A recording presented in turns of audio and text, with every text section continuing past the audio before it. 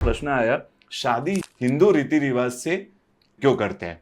आचार दिनकर ग्रंथ 16 संस्कार होते हैं ना, 16 संस्कार, गर्भ संस्कार अलग अलग, उसमें शादी का भी एक संस्कार होता है। तो उस ग्रंथ में जन्म से लेकर मृत्यु तक के जो 16 संस्कार है उसको आचार्य भगवंत ने उन पर कलम चलाई है, उनको लिखा है। उसमें शादी कैसे करनी, शादी किस तरह से विधि से होती है जैनों का, वो उसमें पूरा आया हुआ है। कहां से वरगोड़ा से लेकर पानी ग्रहण की विधि में कैसे विधि होती है, वो सब कुछ आते हैं ये ग्रंथ। और आजकल तो बहुत सारे विधि कारक मिलते हैं जो जैन विधि से प्रॉपर शादी करवाते हैं। उस विधि में मैंने कहा ना, आचार दिनकर ग्रंथ है। वर्धमान सूरीश्वर जी महाराज, वर्धमान सूरी जी महाराज साहब ने रुद्रपल्ली गच्छ के थे, वो जो आज विलुप्त हो चुका है गच्छ। कई लोग उसको खतरगच्छ परंपरा के भी मानते हैं वर्धमान सूरी जी को, लेकिन अगर बेस में जाए तो वो रुद्रपल्ली गच्छ के थे। उन्होंने वो ग्रंथ लिखा। कब ये ग्रंथ लिखा है? तो कहते हैं 10वीं शताब्दी में लिखा हुआ ग्रंथ है ये भी, 10वीं शताब्दी में।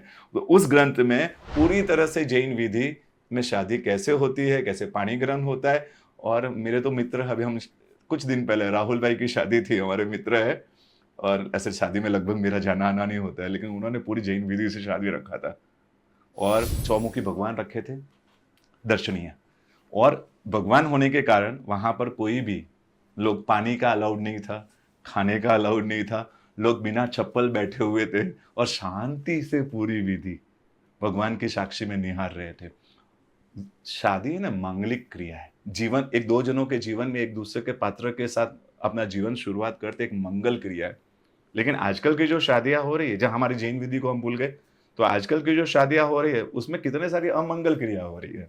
शादी के नाम से रेव पार्टी, पूल पार्टी, हाँ, संगीत संध्या, ये सब अमंगल है, जो आने वाले जो कपल है उनके भविष्य में अमंगल पैदा करेगी।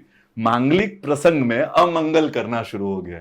अब तो जैनों में भी पूल पार्टी से लेकर कॉकटेल पार्टियां, हाँ, कुछ अलग इस तरह की पार्टियां शुरू हो गई है, जबकि एक मांगलिक प्रसंग है। और ऋषभदेव भगवान से शुरू हुआ प्रसंग है। ऋषभदेव भगवान ने प्रथम शादी की थी।